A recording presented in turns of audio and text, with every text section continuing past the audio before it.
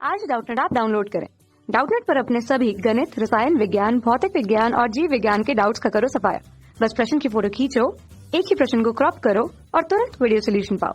अभी डाउनलोड करें। ये प्रश्न हमें दिया हुआ है कि सूची 1 मूल को सूची 2 उसके परिणाम के साथ हमें मैच करना है और निम्नांकित विकल्पों में से हमें सही विकल्प का चुनाव या चयन इस प्रश्न में करना है। जहां सूची 1 दी हुई है, सूची 1 जो किसी मूल को बता रही है या प्रयोग को बता रही है, और सूची 2 यहाँ पर हमें उनके परिणामों को बता रही है। तो हमें देखना होगा कि कौन से विकल्प जो हमें दिए हुए हैं उनके आधार पर, उचित मेल के आधार पर कौन सा सही होगा। सबसे पहले यदि बात की जाती है पहला, यहाँ पर हमारे पास क्या है, देखिए फ्रैंक हर्ट्ज प्रयोग जो सबसे पहले किया गया था उसके आधार पर यह बताया गया था, ये हमें अणुओं के लिए, किन्हीं अणुओं के लिए उनकी क्वांटम प्रकृति को बताता था।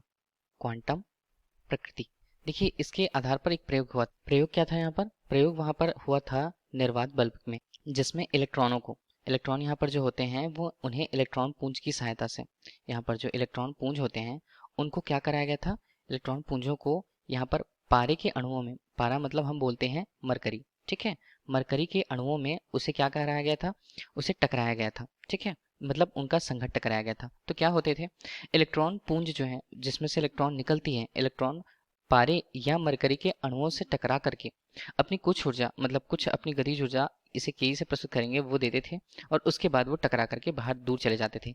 ये इनकी गतियों पर निर्भर करता था। अब यदि इलेक्ट्रॉन जो आ रही है, इलेक्ट्रॉन के लिए उसकी गति मतलब उसका वेग यदि अधिक है, तो वह यदि पारे के अणुओं पे टकराता है वो, तो वह अपनी अधिक गतिज ऊर्जा वहां पर हानि के रूप में प्रदर्शित करता है, मतलब उसे वहां पर हानि होती है गतिज ऊर्जा की अधिक। और जबकि इलेक्ट्रॉन जो आ रहे हैं, इलेक्ट्रॉन यदि थोड़े मंदित हैं, मतलब हम ये कह सकते हैं कि देखिए टकराने के पश्चात में मंदित होते हैं, और जितना अधिक मंदित हो उनकी गतिज ऊर्जा में हानि उतनी ही अधिक होती थी।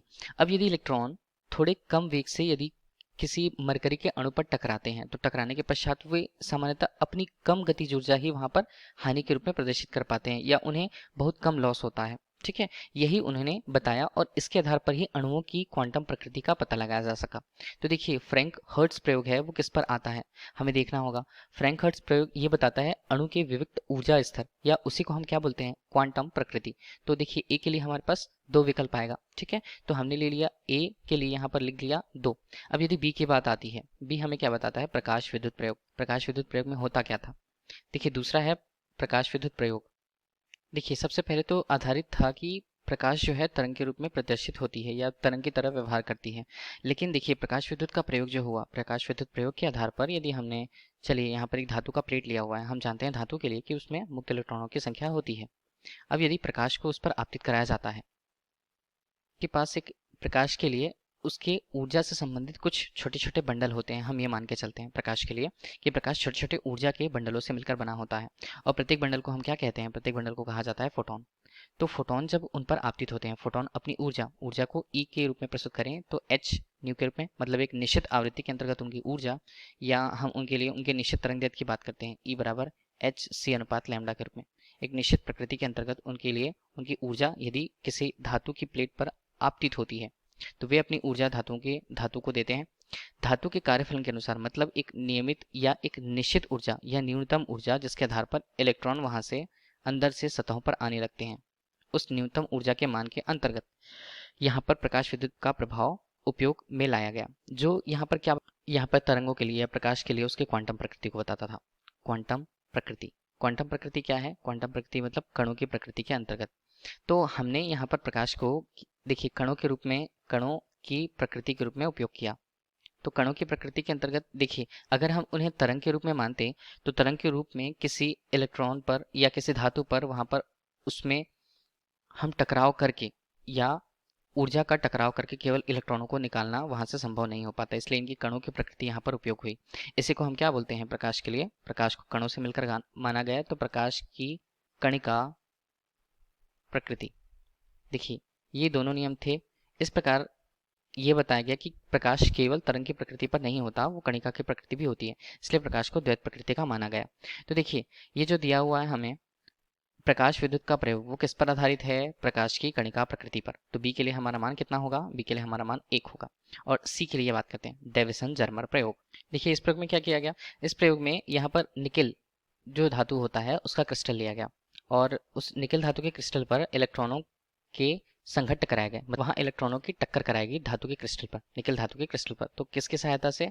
उसे इलेक्ट्रॉन पुंज की सहायता से टक्कर कराया गया।